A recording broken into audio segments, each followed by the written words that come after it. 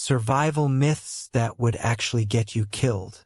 You and your best bro are sitting on the couch watching TV, bored out of your mind. You're flipping through the channels when you see somebody you recognize. It's the British guy who goes outside and drinks his own pee for fun. After watching him squeeze elephant poop into his mouth to drink water, you decide to go outside and test your survival capabilities, and also test how real common survival knowledge really is in practice. Because let's be real, whether you're an outdoorsy person or not, we've all heard survival tips at some point in our life. Are these tips that we've always just accepted as truth actually life-saving? Or could they potentially get you killed? And with you and your friends being inspired, you both pack your bags and head out the door for the adventure of a lifetime, not knowing whether or not this would be your last adventure. You were just dropped in an extremely remote location by a helicopter, and as you watch the helicopter fly off, you and your friend are now completely alone, left to your own devices, and your sole goal is to survive and make it home using only the knowledge that you've heard in passing. Before you and your friend can even take your first steps, you need to first understand what direction should you go. And before you could even think, your friend says, "Why don't we go north?" And while you agree, you have a question. How do we know which way is north? But luckily, everybody knows if you want to know which direction is north, all you have to do is find a tree with moss on it, because moss will only grow on the north side of the tree. So you and your friend begin walking until you notice a tree that has moss growing on the bottom of it. And as you approach the tree, that you can see that the moss is in your direction, meaning that if you just do a 180 and start turning around, you'll be going north. Although just to be sure, you take a quick look around the tree and realize that there isn't only moss on the north side. There's moss on the north, south, east, and west side. This tree trunk is completely covered in moss, and it's not the only one. All of these tree trunks have moss all over them, meaning that you have no idea which way is north, and also debunking this myth that moss is somehow a compass. But this myth isn't just straight out of a fairy tale. There is some basis of reality here, although it's just not fully accurate or reliable at all. According to Michigan State University, it is more likely for moss to grow more prominently on the north side of trees and rocks, although moss can grow basically anywhere, meaning that if you are using moss to navigate, you are setting yourself up for failure, and in a survival situation, setting yourself up for your own possible demise. And while I like organic stuff as much as the next person, I'm gonna stick to my GPS, or at least my compass, when it comes to navigation. Feeling slightly foolish and a bit betrayed, you and your friend decide to confirm which direction is north with your compass and begin moving. So far this walk is pleasant, and the forest that you guys are in is beautiful and lush, and the steps begin to fly by, and you and your friend are almost lost in conversation when your friend realizes something utterly terrifying. Because the vegetation on the ground is so lush, it's almost impossible to see what's lurking around your feet. And while your friend wasn't looking down, a venomous snake was able to slither onto his boot, up his pet leg, and wrap around your friend's thigh. But the snake didn't just end there. This snake, straight out of Giddy University, decided to bite your friend directly on the crotch. And by the time you even noticed the snake wrapped around your friend's leg, it was too late, and your friend was screaming in agony. Fortunately, you were able to quickly grab the snake and throw it off into the wilderness. But now you are left with a massive problem. Your friend has just been bitten by a venomous snake. But fortunately, he has a survival tip. It's common knowledge that when somebody receives a venomous snake bite, the best thing to do is immediately suck out the venom, right? It's only logical the entry wound is still fresh. If you can pull the toxins directly out of the wound, you're only dealing with a small cut. and not any venom being directly injected into your bloodstream. It's perfectly logical. And although the placement may be a bit unfortunate, you'd be willing to help your friend out if it was life or death. But in reality, this practice wouldn't be helpful at all. And here's how. Like I mentioned, it may seem initially logical that you would want to remove the venom by any means possible. And some people have even suggested that you should cut the injection site of the fong to make it bigger, to be able to suck out more venom. But the reality is this. Once a snake has bitten its victim, there is no way for you to suck out any meaningful amount of venom. And if you were to cut the bite location, you would only be making the wound bigger, causing a higher chance of infection. Speaking of infection, putting your bacteria-ridden mouth on your friend's fresh wound is only going to increase the chances of introducing bacteria directly into your friend's fresh wound. And while it is possible to suck out a small amount of venom, it is not going to be a large enough amount to save your friend's life. However, it could be a large enough amount to cause yourself serious bodily harm or potentially even death as well. So yeah, even though your friend was extremely keen on you removing the venom out of his wound the good old-fashioned way, you luckily both had access to Google just for this brief amount of time. And you were able to confirm that this practice was outdated and potentially deadly and fatal to both of you. And the best course of action would be to limit your friend's mobility. This way, the venom would travel through your friend's body as slowly as possible, giving you the maximum amount of time to get antidote before things got fatal. However, due to plot armor, you had antidote on you and you were able to heal your friend without doing any sort of mouth-to-wound suction. After you administer the antidote and you allow your friend to bandage himself up, you both continue on your trek through the woods, feeling better and grateful to be alive, but also feeling more betrayed. Because so far, everything you thought you knew was wrong. But before you and your friend could continue to complain about how crazy that entire ordeal was, you run into a much bigger problem.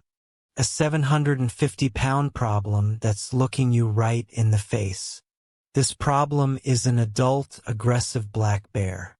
Your first instinct is to run the opposite way, but before you could even turn, your friend whips his arm around and clenches your arm tightly, holding you in your place.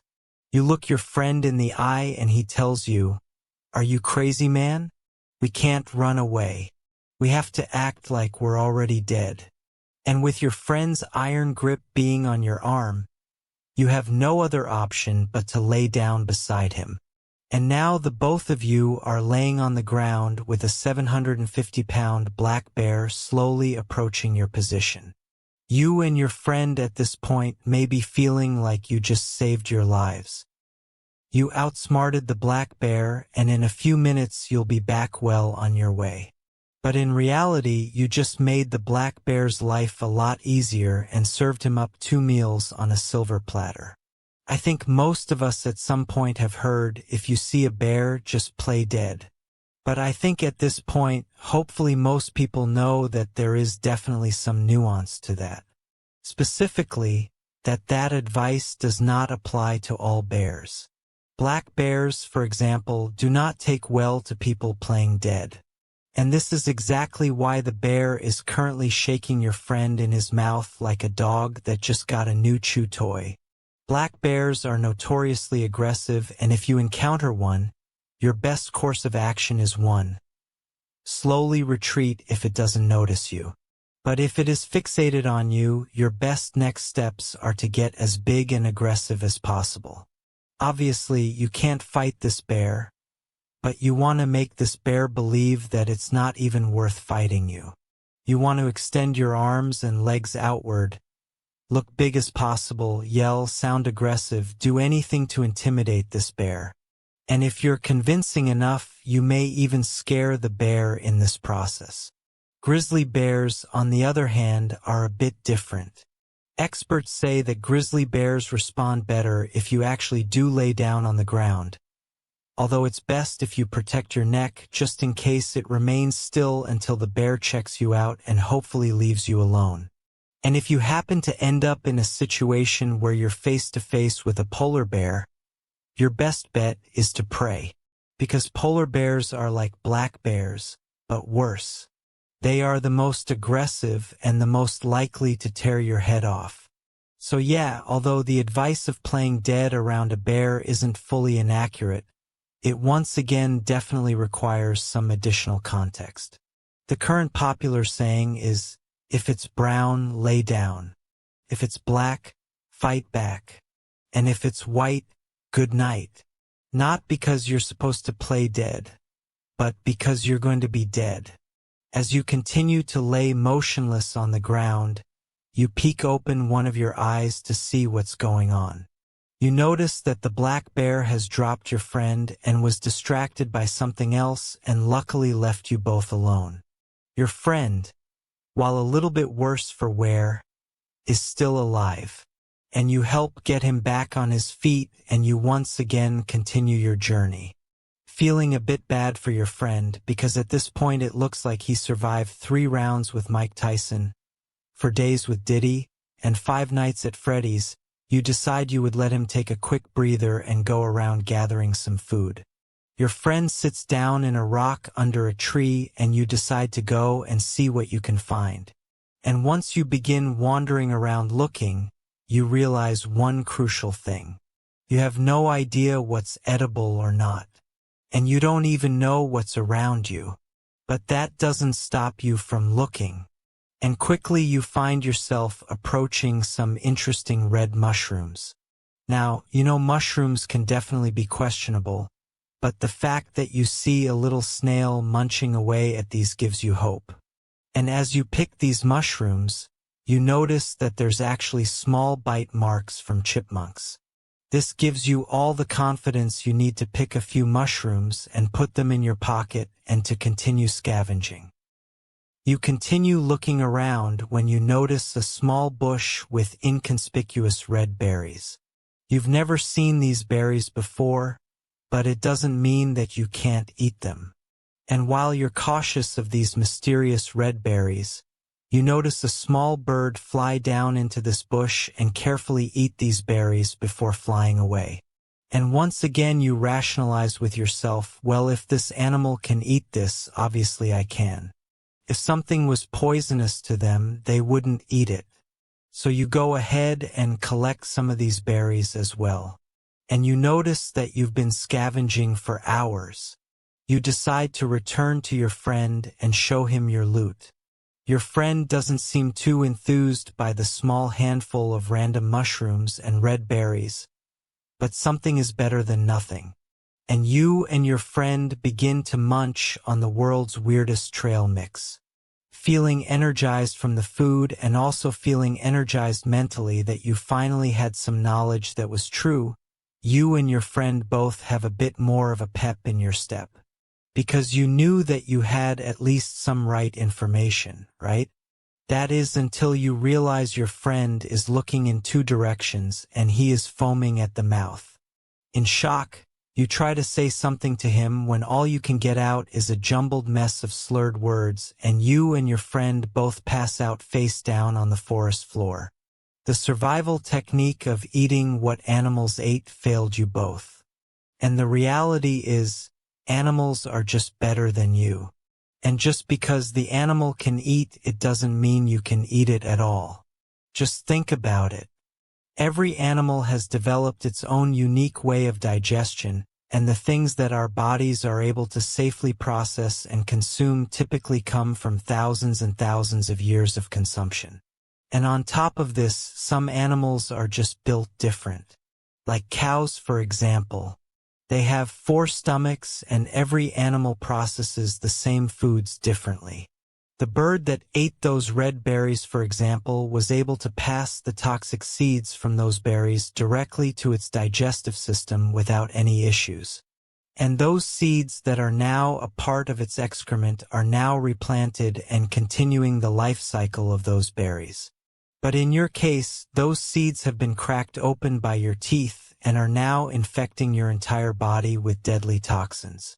And the chipmunk that was taking bites out of that small red mushroom has a specialized stomach acid that can neutralize the toxins within this deadly mushroom. However, you simply do not have the facilities to handle that. And the same mushroom that gives that chipmunk life gave you and your experience. Just because you saw an animal eating something does not mean it's not deadly for you. After a few hours being passed out on the floor, you and your friends slowly come to and pick yourselves up off the ground. Nonetheless, you and your friend decide it's time to get serious because the sun is soon setting and you guys need to eat food.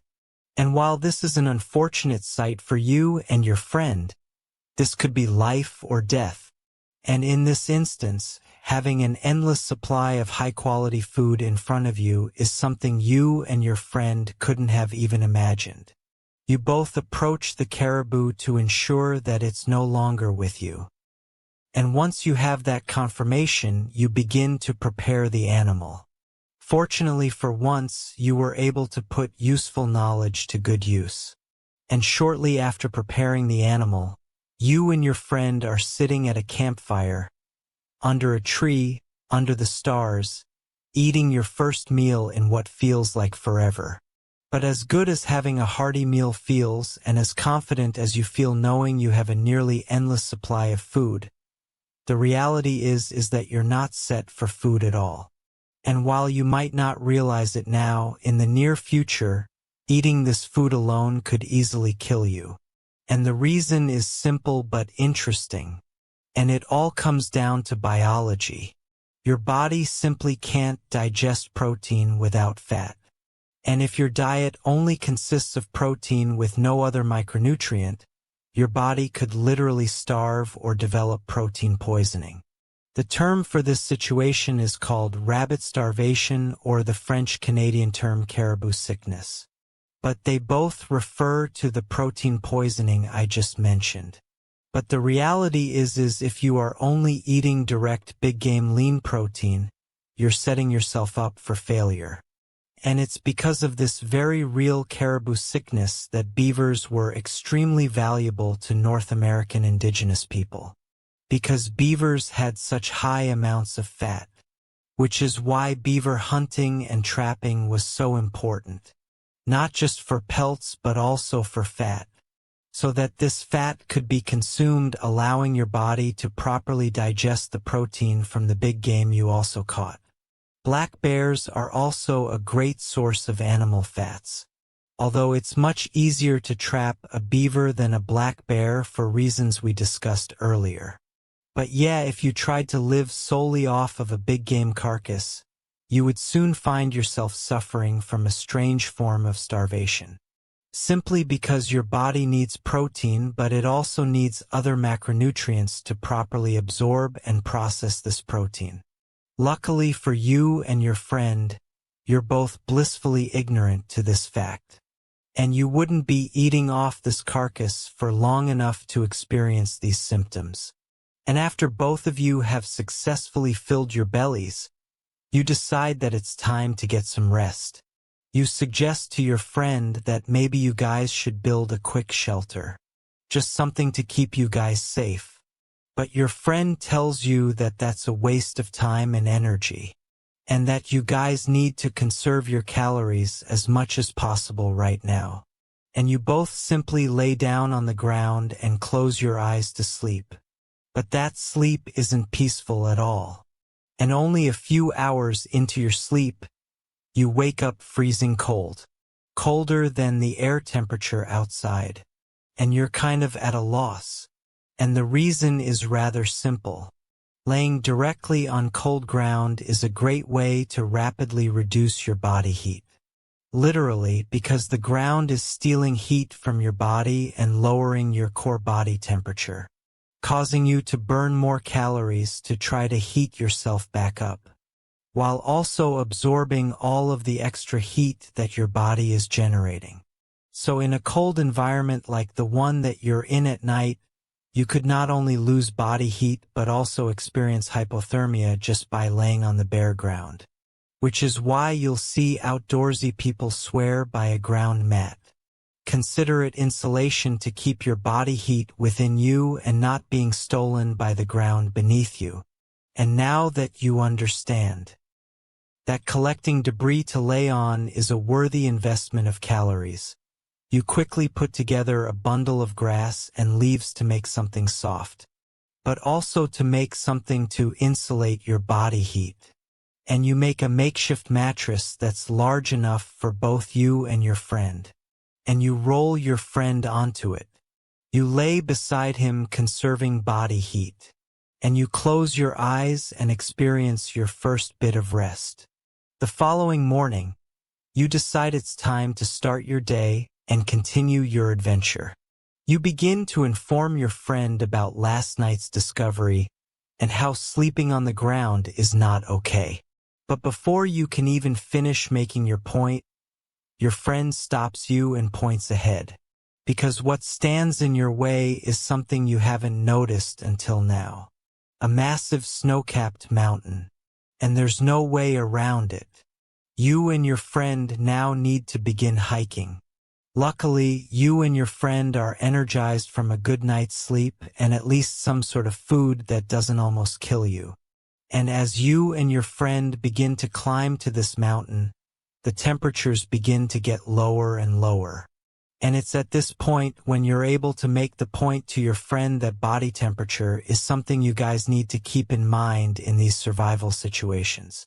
But as your friend brushes off your concern about body temperature, he tells you the only thing you guys should be concerned about right now is water.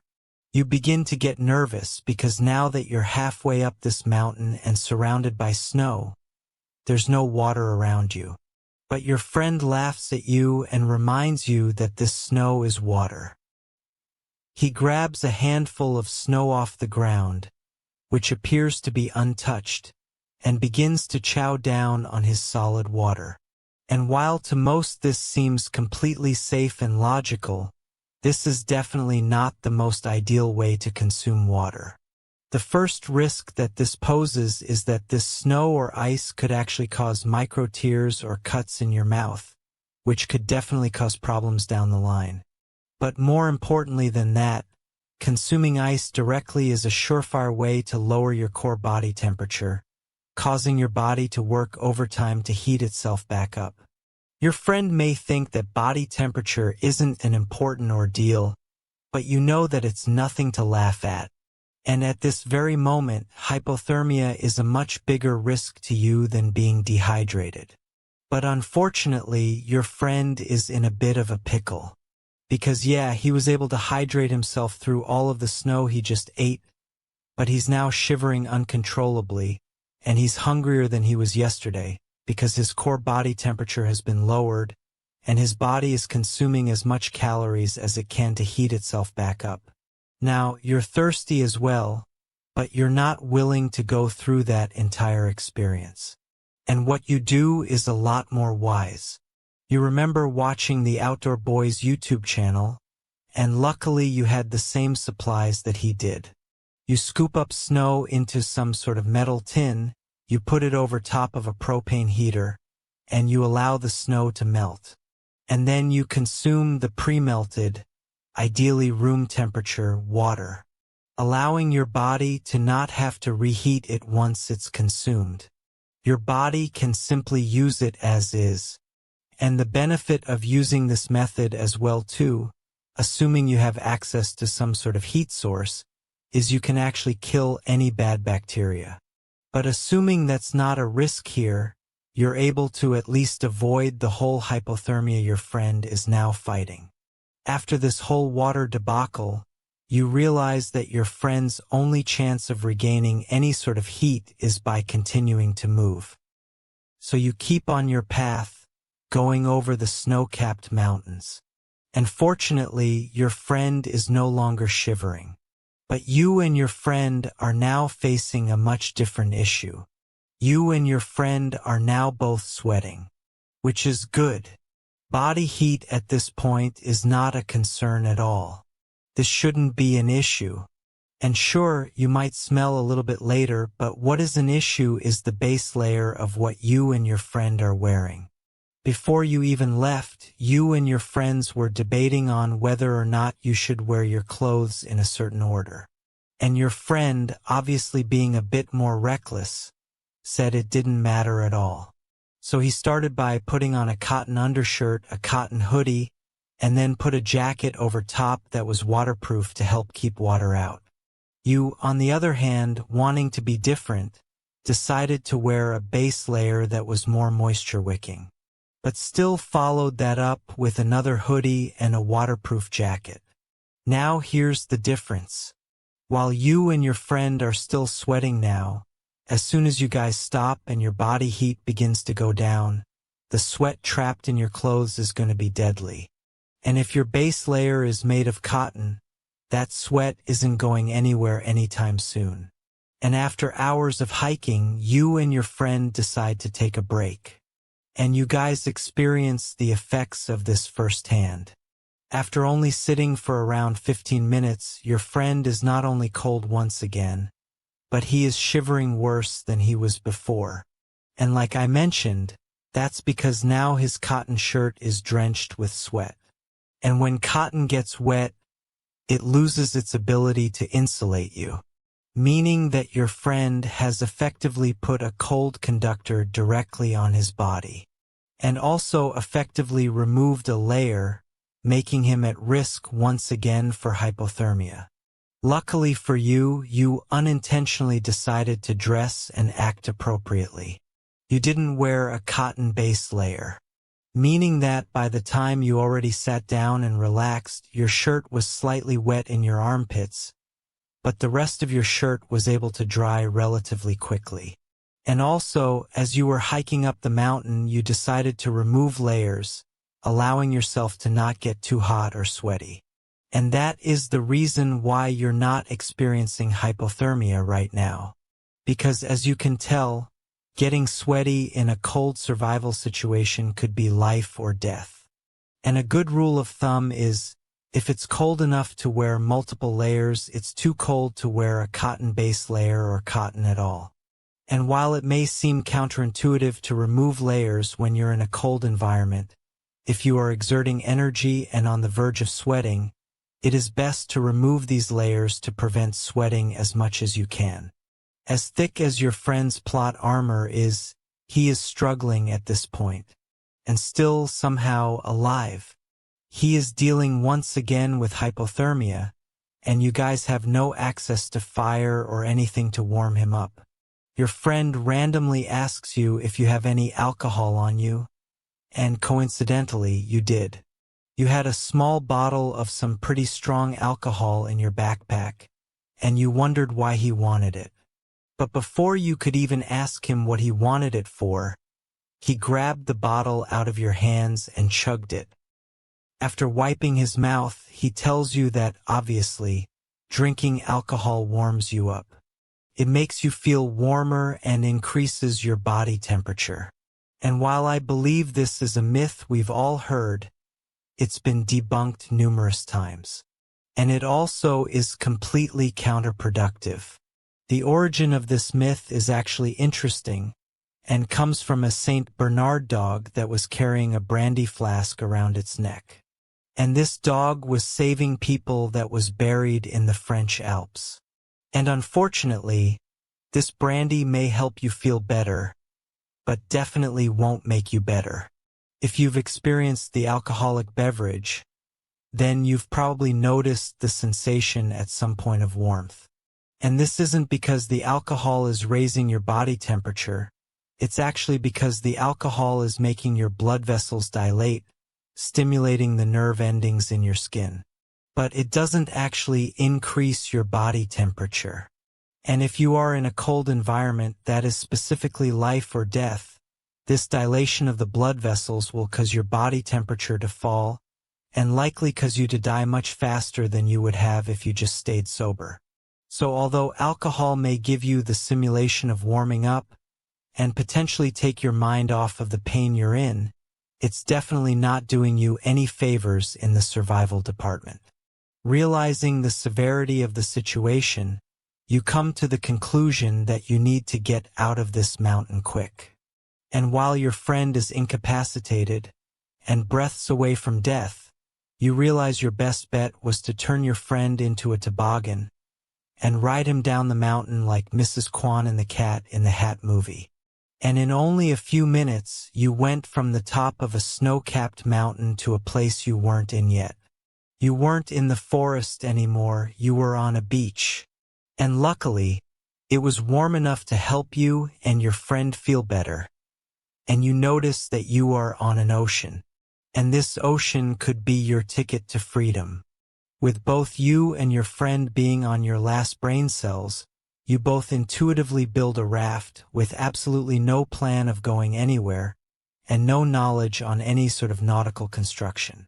Regardless, you make a makeshift raft and set sail, hoping that maybe somebody on the water will see you and save you. After hours of sitting on your raft, you and your friend are once again hungry. And while your friend is still sobering up, you decide your best bet is to look for some fish. You take a dive off your raft, and you find yourself surrounded by a school of fish, but you're unable to catch any. That is, when you look through the school of fish and notice that a large shadow is approaching you. This isn't a big fish. This is a shark, and it's coming directly for you. You have nanoseconds to try to decide what your next move would be, and the first thing that comes to mind is movies and TV shows showing you that if you punch a shark, you're going to be all right. So quickly and intuitively, as the shark approaches you, you don't move out of the way, you simply assume a karate stance and prepare to punch the shark.